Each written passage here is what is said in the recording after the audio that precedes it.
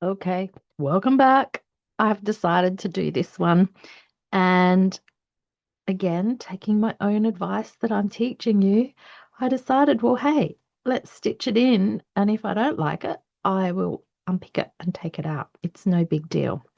So I'm going to use one of these medium-sized elements and I'm deliberately folding it off center.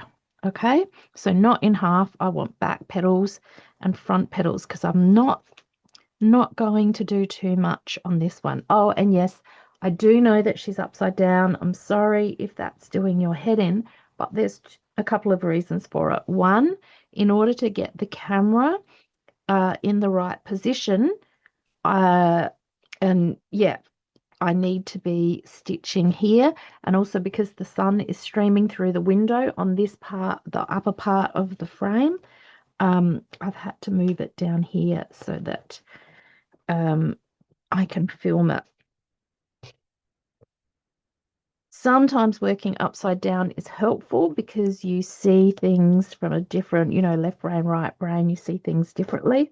I really love the way that's just folded itself in like that.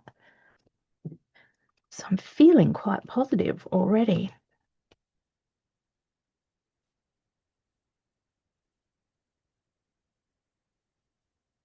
Let's see where we're going from here. Okay, I love the way that was sitting up, but I think it's a little impractical. All right, all this already, I'm going to jump up here. Gravity once again, do the tiniest little scrape in. There we go. And that was for purely practical reasons. Then I'm going to come back over here and same thing, flatten that down a little bit.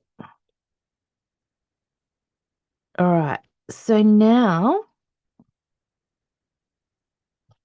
here is my pile of leftover elements that I pinned there so I didn't lose them. I've got an odd little bit. This would be an ideal place to put that if I wanted to use that up, I might. Or I've got the option of one of these little flowers again. Keeping in mind that I don't want to, no, that's not feeling right for me. I don't want to make this a focal point. I want it to be very, very subtle. So I might come right up in the middle of this one. So this petal that I'm using now broke off one of those daisy elements, but I never throw anything away, especially with some of the more delicate leaf elements. They often break, and I find a use for all of them. Ooh, baby.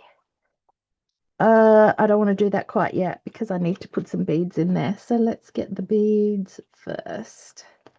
Sculpting just a little as I go.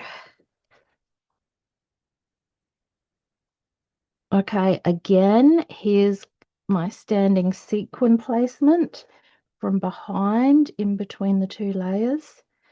And I'm already in my mind giving myself a stern talking to say, Crystal Gay, do not over embellish this flower and get super excited.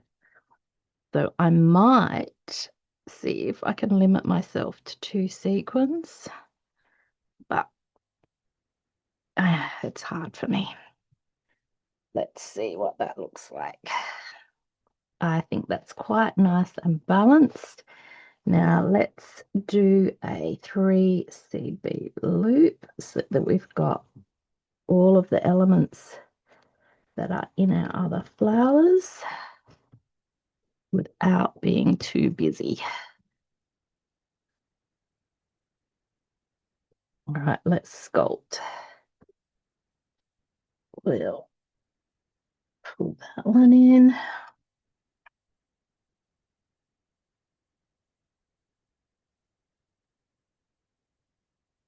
We'll this one in just a tad because I really like the way that's sitting. Oh, see, now I don't like it so much. No, get over it, leave it. Okay. Again, more surgery. Remember, we talked about this in the last video, gave that petal a little snip because I just need to separate it so that I can bring it down here just a little bit. That's better. And then same with this one, a little more surgery. And I can't help myself. I have to put in another sequin back here. I'm kind of liking this, that we've got the two over here, and then on this angle, we're going to have these in, sculpting just a tad as I go to pull that petal in a little.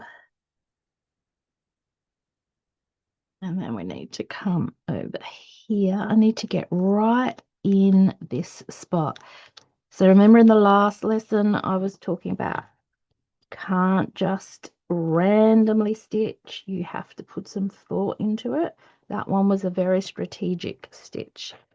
All right, so I'm coming in here. I want this one to sit in front of that last one.